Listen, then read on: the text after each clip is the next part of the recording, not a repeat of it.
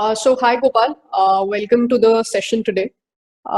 Gopal has been an entrepreneur and he has been an entrepreneur since his graduation. Today he'll talk about how he went about that path and what decisions he took on the way. So before we get started, Gopal, can you just talk a little bit about yourself, give a brief background? I will give you a little background about myself. My name is Gopal Krishna, and I run a company called. Currently, I'm the CEO of a company called 3D Usher. We are a company based out of US and India, and we are Uberizing on-demand manufacturing. Prior to starting 3D Usher, I started another company called Global 3D Labs, which is into manufacturing 3D printers. I took an exit from the company in 2017, and I started my entrepreneurial journey as a student back in 2011 when I started Manipal University's first student-run college magazine called Chilmari. I ran it for 3 4 years, and I also started another company in Manipal called FoodZone.com, which used to deliver food to people at the time when Swiggy and Zomato were not that popular, along with my friend Somil. So I've done a few startups, and I hope that I should be able to answer a few of your questions. Gopal, you mentioned right that you have been a part of, you were involved in a lot of projects and a lot of startups as a part of your Mm-hmm. undergrad as well. And the last startup that you mentioned, right, Global Labs, it was also something which took shape in the last few years before, few months before graduation. What were like a few learnings that you can talk about, which as a student entrepreneur you had? Yeah, sure. I mean, that's definitely a very good question and a difficult question to answer. There's so many learnings that one has as a student entrepreneur. But when I started Global 3 Labs, I was a final year student, and I never intended to start a company that was supposed to manufacture 3D printers. At that point, I was running a couple of college projects which were doing some kind of home automation and those type of solutions. And that is something that I was trying to do as my final year project. And in that process, we wanted to 3D print out some cases and those type of things. And I bought actually a Chinese 3D printer which never worked. And then I thought I'll build my own 3D printer, and that became a company. So one of the key learnings that I had as a student entrepreneur, I mean, I got good support from the college at that point. We had an office. We have a very good ecosystem in Manipal, luckily. So I got an office. I got some capital from the college. They gave me a loan of 1 lakh rupees at that time, which was big back then. And and they gave us the first few connects and orders as well. So I think as a student, if you're starting up, whatever is your university or college or faculty members, I think you should take the maximum amount of help that you can from them. I think that's definitely something which is very important. The second part of it is that there are so many funds available specifically for student entrepreneurs and those type of things. Those type of things like TDB has funds, and those type of funds are available. So definitely you should reach out to your university or college, and one way to start a technical type of a startup in college would be to start it as a research project, get funded for that research, and then scale up the business arm of it. You can obviously scale it up. So I would, if I have to start over again, I would probably do the same thing which I did back then, which is collaborate with my mentors in the college, and yeah, and then take it from there. Basically, build a basic first minimum viable product. Don't worry too much about marketability and those type of things. Build a MVP, and then gradually find your first few customers, and then scale up. So that is what I was has been the biggest learning for me. Makes sense. And if I talk about, towards the end of your engineering, right, when you were graduating, so I'm sure you would have also had job offers which you could have thought about, and then there was the startup that you were running. How did you decide? Like, what made you sure that this is what I want to do, rather than taking a job which will obviously have a safer career and something Mhm. which is sure?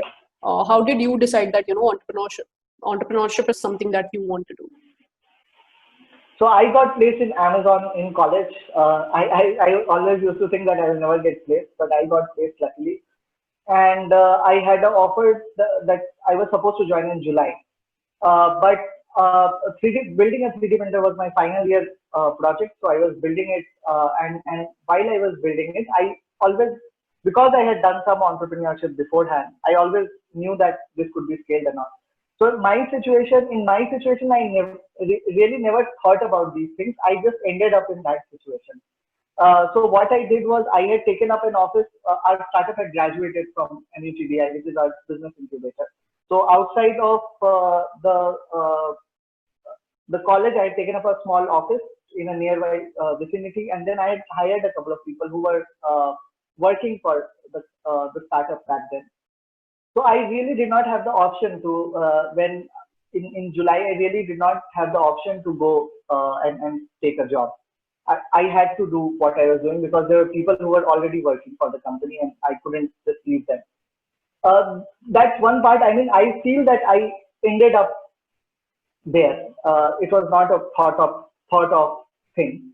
So that is one thing. But if in retrospect I have to go back and answer that question, uh, then I think being a student, it's definitely a good time to start up because you really don't have anything to lose.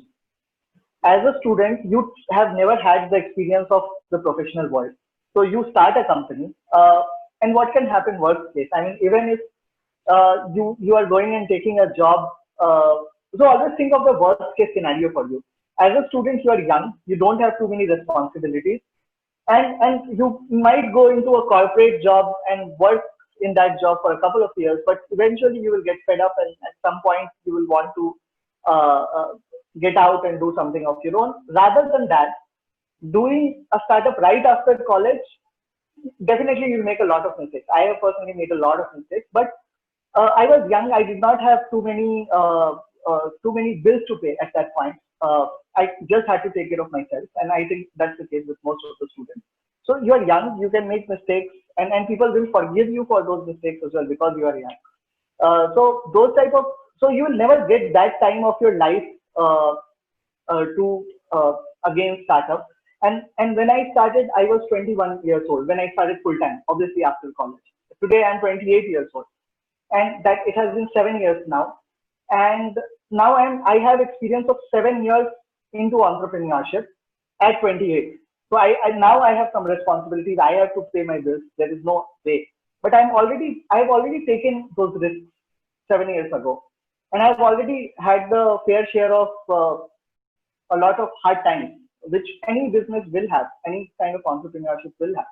So I mean, you start early. By the time you are 30, you would have seen the hard times, and your business would start to move in a better path.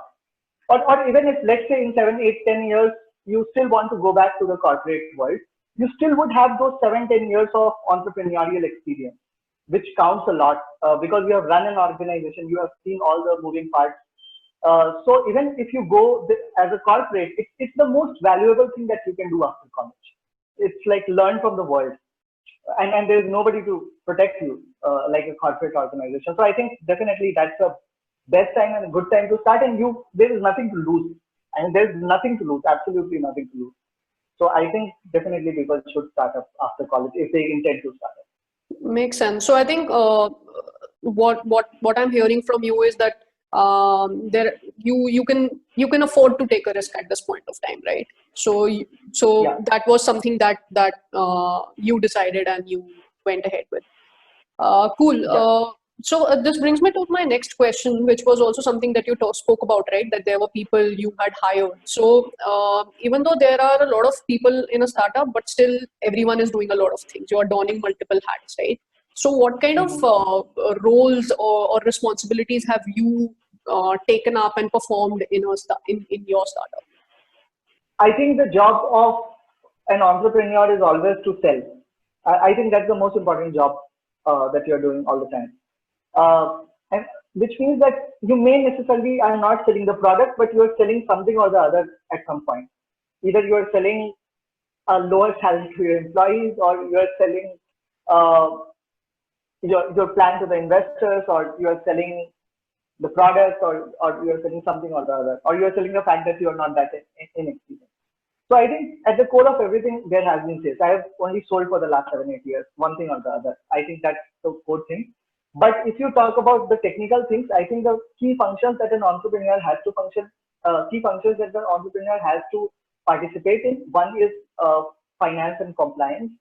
That was something that I did not do or learn properly in the first couple of years, which I later regretted because it became a roadblock for me to raise funds because my books of accounts and those things were not that well maintained, or I was not thinking about cash flows or those things. I was thinking, okay, this is the cash in, this is the cash out, hand to mouth type of situation. But then I later on learned that finance is a very important function. Compliance is a very important function. You, as an entrepreneur, even as a student entrepreneur, you should know what are the laws of the land. You should know what are the laws of MCA. What are those things? How does GST work? How can you move your cash flows, pay people at the same time, not let your company die? Even if you are at a loss, how to manage your cash flows for the next 1 to 3 years? How not to think just of this month, but 6 years ahead. So I think finance today, if you look at everything, I think today finance is the most important function that I perform in my company. Back then, I was building 3D printers, uh, uh, and that was a problem statement. So my problem that I used to face at that point was where to put a thermistor or a nut or a bolt, or what to do with the CAD design and all that. So that does not make me an entrepreneur. That makes me an engineer. That's fine. But over a period of time, I realized that as an entrepreneur, you should figure out how your startup should run. That's the problem statement. And if that is the problem statement, then I have to restart again. Finance and compliance would be something that absolutely I would have to learn and do, which most of us Indian entrepreneurs or younger entrepreneurs lack. So that's one thing. The second thing that is there is fundraising. Uh, and it's very important to understand how to raise funds, when to raise funds, because all of us in the news articles think that this company raised $10 million and it's now a success and all that, but it doesn't work like that. In fact, the way you start raising funds, things start getting difficult more and more, and then organizational and those type of things come into picture. So how to raise funds and when to raise funds, and thinking about raising funds right from day one, and what story would you tell to people to raise funds? Because running a business is one thing, running a profitable business is one thing, running a lifestyle business is one thing, but running a business that can raise funds and can be venture backable is different. So understand there are a couple of very good books around it which student entrepreneurs can refer to. They can just Google, read the top 10 articles that VCs have written. Uh, uh, and understand how investors think and whether your business is can raise funds or not. So that's, I think, the second important function that I have performed as an entrepreneur. I've learned over a period of time. The third important function is hiring. I think hiring is very important. Hiring the right people is very important, not just hiring your friends, because I've always worked initially mostly with my friends. Today also, luckily, a couple of my friends are my co-founders. But they may not be the right fit for your organization. So right from day one, you should hire initially when you are taking co-founders.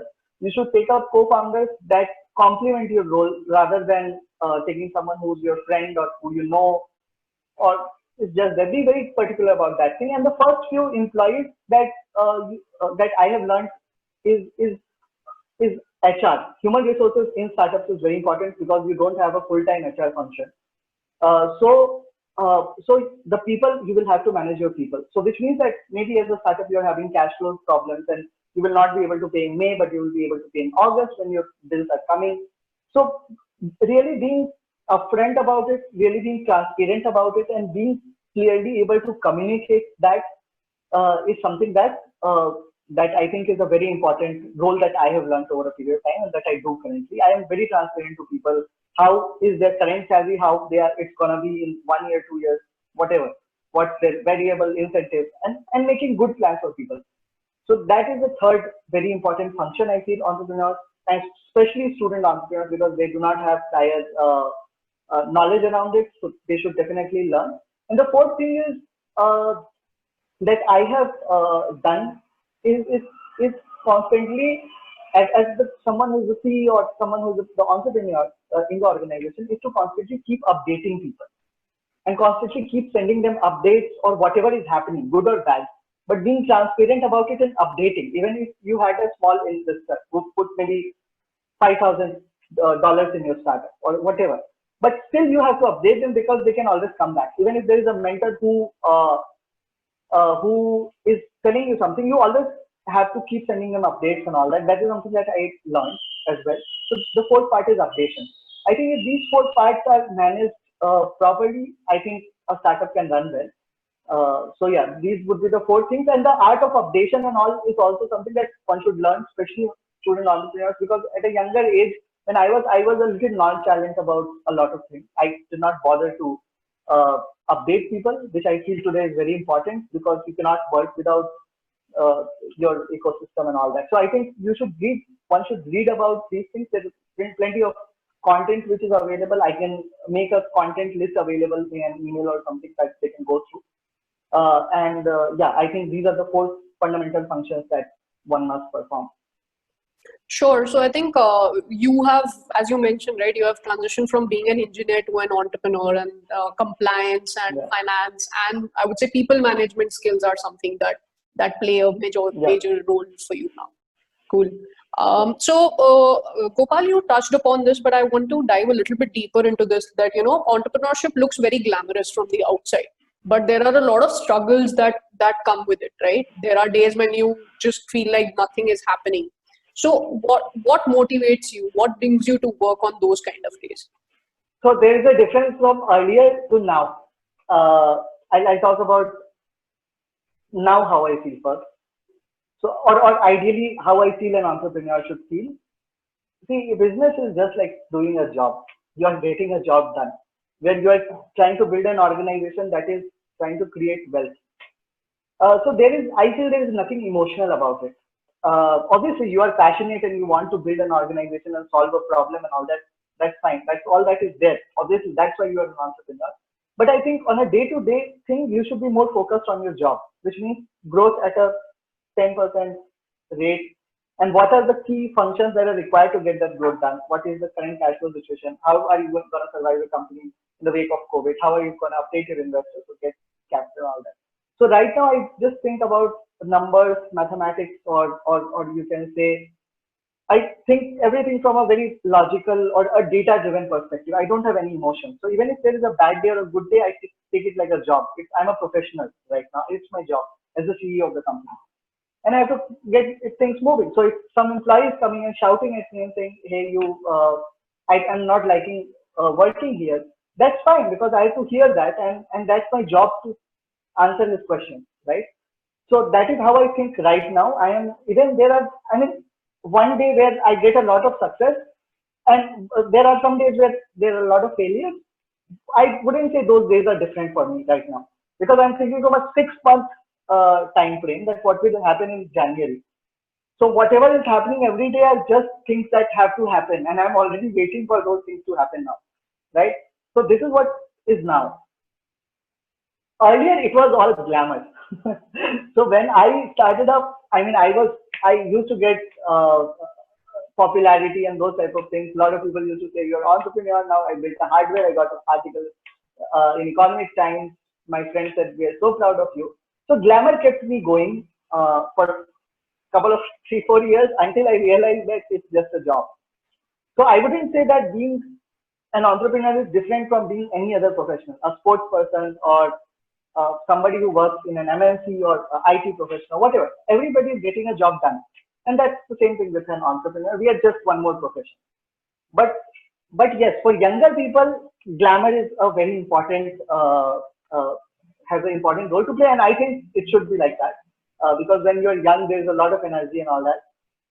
So I think yeah. So I mean, that is how I would take it, and get all the good things that you can on the way, get all the credits and praises and all that. But end of the day, remember that you are a professional. You have to get things moving in a year's time, and you have to go from transaction volume A to transaction volume B, because end of the day, this is a cash flow statement on an Excel sheet. It's nothing more than that. whatever you make a Tesla car or a space rocket, or you sell magazines. End of the day, if you are doing a business, if it's not social entrepreneurship, then obviously there are other things to it. But if you are doing a for-profit business, then you shouldn't be emotional about it. Just get your job done and come home, sleep, and go tomorrow again.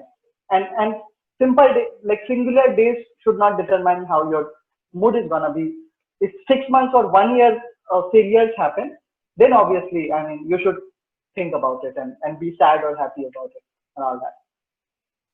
Makes sense. So have you ever thought about, going for a traditional job, not this kind of a job where you are the owner as well and have so many responsibilities, but maybe to a more traditional path where there is lesser responsibility? Yes, quite a few times. I mean, whenever in the past I had cash flow situations, I have thought about it. I, when I was getting married, I thought about it. Right now, yeah, but I mean, over the years, over a period of a few years, that has reduced. I do not think about it that often because I am thinking in a much longer, larger perspective. But yes, quite a few times, and I don't think there is anything wrong about it. I think it's not, your cash flow is not working out. See, the simple thing is you have made a 1 year or a 2 year plan. Anything will not happen in a day. So if you are starting any kind of company or trying to solve any problem, you have to think in a 2 year perspective, and then build it into quarters, 8 quarters or whatever, and then have KPI driven quarters. If you are meeting those KPIs, even if you are not making money, you know that you are meeting KPIs, and eventually in a 2 year time, then you will somehow end up making cash flow, money, raising money, whatever, or building a product, whatever is your KPI. But if you're not meeting that, then there are some other issues with it. And it's okay to take a step back and instead of killing yourself, take a step back and take a job. And probably in my career currently also, if some, let's say 3 years, 4 years, 5 years, or whatever time, something like that happens, I would happily take a step backward and go and do a job where I'm the best fit. End of the day, we are all moving the world to become a better place, right? And if I'm not able to move anything for my organization or for the world or for in general as my profession, then it's better that I become a part of something else and where things are actually moving. And I think it's fair. And yes, I have thought about it, and today also I think about it. And if God forbid that day comes, I'll be happy to switch roles, and it's fine, I think. So have you ever thought about higher education? And I think in your career, MBA would have made more sense, right? So have you ever thought about an MBA? And if you have, then why, or why did you like not go for it or something like that? I don't know whether MBA would be the right education for an entrepreneur because both are two different things. I feel MBA is a executive type of skill that is required to run a process, and I feel a lot of entrepreneurs like myself do not have a lot of those skills which MBAs have. So as your startup is scaling up, and probably it is, let's say, between $0 to $1 million revenue, then probably you are the best person to run the company since you are the champion. But as it scales up, you will need more and more executives to run those type of things. So I think there, whatever is being taught in MBA is the right thing, and then MBA should come and run your company. And maybe after $10 million, you are not the right guy to run that amount of cash flows, and that point you should probably step back from the CEO, and then somebody who's an MBA who has more corporate experience should run, because then it's a corporate organization, it's no longer a startup. But running a startup is an entirely different thing from being doing an MBA. I don't think it's the same skill, because running a startup is a very different type of thing than building a process. Like you are building a process while after MBA you are running a process. So that's entrepreneurial. There are people who have both the skills, but if you ask me whether for entrepreneurship I have to do MBA, I wouldn't agree to that. Can I do after MBA? Can I do entrepreneurship? Yes, you can, because it's an entirely different skill to have. Even for if you want to become an entrepreneurship, I would say there is a lot of self-learning that is to be done. There are books, content available in the market. So I mean, don't go for a degree or anything, because typically that degree is the validation or proof that you are good at that, and then you will get the job or whatever. But if you are an entrepreneur, that validation is not going to help. The validation is the cash flow and how your company running and all that. So that is my first thing. So I think I have done a lot of self-learning, and I think entrepreneurs should do a lot of self-learning, and not necessarily go for an MBA, because I don't think it is the same thing. They are two different things. That's my first thing. Personally, did I think about MBA? Yes, I thought about MBA. That crossed my mind quite a few times. But I never got really because I was running the company, I never got the opportunity to get into an MBA program or write an MBA exam or whatever. So but I learned a lot of skills which are common to people who are MBA or have an MBA education. The one more thing I would like to add is, for entrepreneurs as well, there are specialized skills or programs that are available, even if you want to do it formally. For example, if you want to stick to entrepreneurship, there are a lot of startup accelerators available today that run startup schools, where there is 3 months, 4 months growth hacking type of curriculum that's given to you. And I think if you're an entrepreneur and you want to keep running a business, then you should rather go to these type of programs than spending time and money on MBA. And then there are executive education programs as well. Like I have done an executive education program on MBA. On entrepreneurship. So there are programs like that. So you should target those type of things rather than targeting an MBA is Sure. what I would feel. And Gopal, this brings me to the last question, which is basically that, what would be your suggestion to people who are thinking of starting up right after college? And what would be some things to keep in mind for them before they take a leap? Yeah. So there are a couple of things that younger entrepreneurs, or if I have to start again, would probably think and would know, or I would like them to know. The first thing is probably the first set of investors in your company, because first thing is the success won't come tomorrow. Like a lot of us think that we will come out of college, we will start some company and it will keep making money. It doesn't happen like that. It will take some time. Even if you are making money, you will be burning cash as well. So, and if you are making money from day one, then probably it's more on consultancy, or you are giving out your skills and all that, and not really building a company. So building a company and actual process will take some time, maybe a couple of years. So you should be prepared for that. Second is, you should thoroughly analyze and you should get the support of your family by clearly explaining to them what you are going to do, because you will need their money and support both. One thing is that sending money home. A lot of us think that once we are out of college, we will start sending money home. But if you're an entrepreneur, that's not going to happen. Because then the problem statement is not making money. If you are building a company, that's the problem statement. Everything else is just there. So you will need your support from your family, and probably they will be the first proper investors in your company.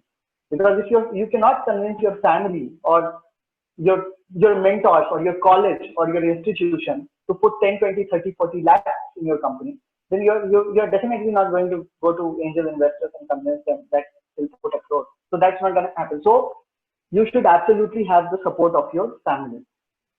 And in some cases, see, in my case, what happened was, initially I did not have the support of my family, because I never explained them what I was doing properly. In retrospect, when I think, if I would have explained them, and eventually my family decided to put some money in my business 3-4 years down the line, when they thoroughly understood what I'm doing. But if I had done that exercise earlier on, there was a lot of problems that I could have avoided. So same goes with student entrepreneurs. Absolutely get confidence of your family, and probably try to get some money as well, because you are going to need it. And apart from that, one of the things that you should do is to be really prepared for a 2-year or a 3-year period, which it is gonna take. And even before you completely jump in the startup thing and all that, I would say that get it validated by a lot of people. Talk to as many people as you can, even before making the first plan and all that. So I would also talk to a lot of mentors and those type of people who already have professional experience, and then I will take it from there. Based on their advice, I will probably edit my business plan and those type of things. Yeah. Cool. So I think Gopal, this was really very helpful. Although this is longer than what our usual talks are, but I think this is like loaded with a lot of information which is actually helpful for people. And if you see today, a lot of students actually are interested in, taking the route of entrepreneurship. So having more information Mhm. and more insights into this journey from someone who has already been on that path, I think it is like really very helpful. So thank you so much for doing this. Thank you for giving me the opportunity, Sonali.